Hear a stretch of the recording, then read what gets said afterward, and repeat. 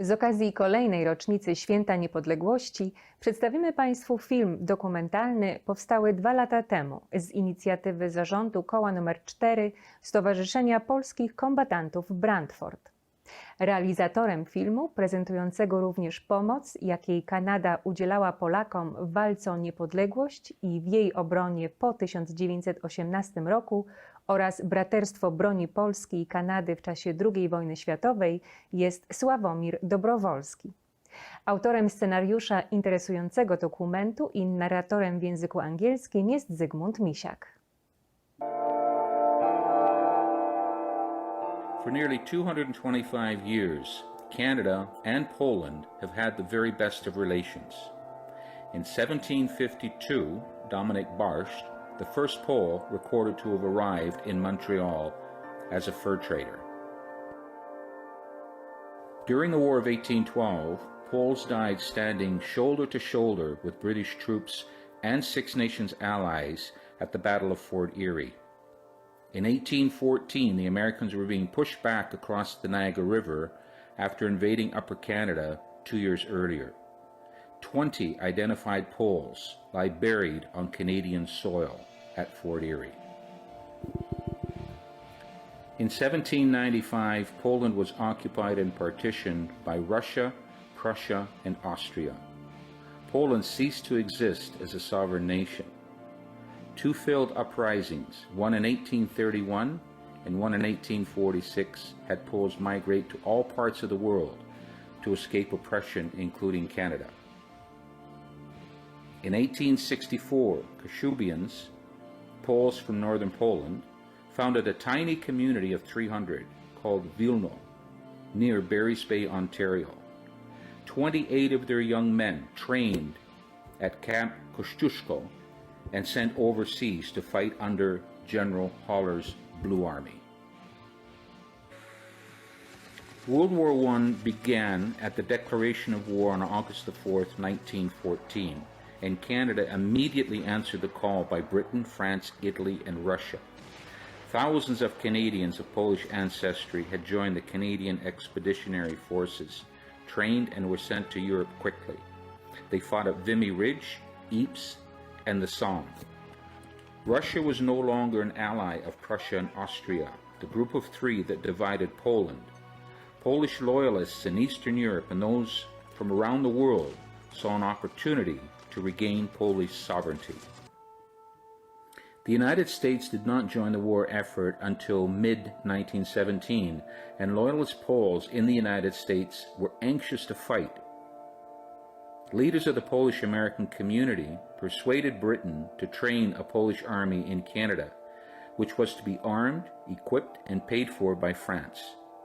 From 1917 to 1919, thousands of soldiers of Polish descent were trained and then sailed to Europe. Colonel Arthur d'Or Lepin was appointed as commandant of the camp in Niagara, and some 21,000 men and women received basic and special training at what was called Camp Kościuszko. 28 identified and named Poles are buried on Canadian soil at St. Mark's Cemetery, having died of influenza during training. General Józef Haller led this army from Niagara-on-the-Lake into battle during World War I on the Western Front. There, under the direction of the French army, they joined forces with more Poles, forming a larger army of over 100,000. On November the 11th, 1918, fighting stopped and World War I was declared over. After World War I was declared over, November the 11th, 1918, the fighting was still not over for the Poles on the Eastern Front. Bolshevik Russians were moving in on Warsaw as they saw a weakened Europe.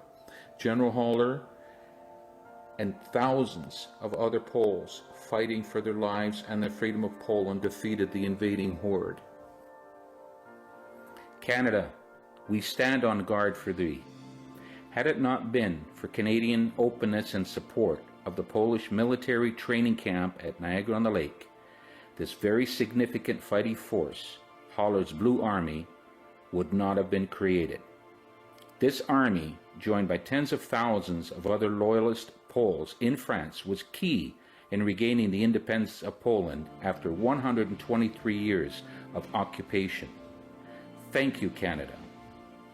This Canadian and Polish connection, as close allies and friends, continued into and throughout World War II. Canada once again entered this war when Poland was attacked by two invading armies on September 1, 1939. Poles flew and fought in the Battle of Britain. Polish armies were instrumental in the Allied invasions of Italy and the D-Day landings that hastened the end of World War II. The Underground Home Army in Poland, Monte Cassino, Siege of Tobruk, Falaise, and many other battles in the East and West and South. Our blood mixed with that of Canadian soldiers on all these battlefields. Today, Canadian soldiers are once again in Poland as NATO members in order to make sure that the sovereignty of Poland is not threatened. Polish World War II veterans and all other survivors, as well as all their children and the next generations of Canadians of Polish descent did, do, and will cherish and hold steadfast to these words, strongly pledging that we are always there for Canada, as Canada had and will always be there for us, for your freedom and ours.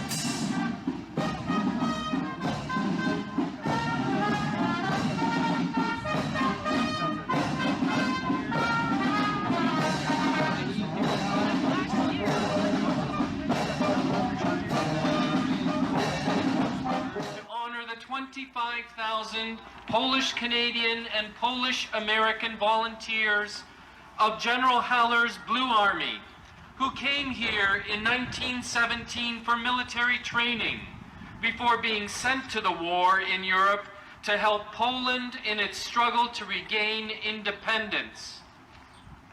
The historic military cemetery here in Niagara-on-the-Lake is the final resting place for 26 of those soldier volunteers. 11 listopada w Kanadzie obchodzony jest jako Remembrance Day, Dzień Pamięci o żołnierzach walczących i poległych w obronie wolności na wszystkich frontach świata. W związku z restrykcjami dotyczącymi zgromadzeń w miejscach publicznych, władze Brantford zwróciły się do wszystkich organizacji z prośbą o wcześniejsze złożenie wieńców pod pomnikiem nieznanego żołnierza i zarejestrowanie uroczystości na wideo, które 11 listopada zostały pokazane w lokalnym programie telewizyjnym. Oto krótki materiał z ceremonii, jaka odbyła się 1 listopada w uroczystość Wszystkich Świętych z udziałem kilku członków koła nr 4 SPK. Wieniec pod pomnikiem złożyli prezes koła Adam Sikora i wiceprezes Zygmunt Misiak, a sztandarowym był Marek Leśniak.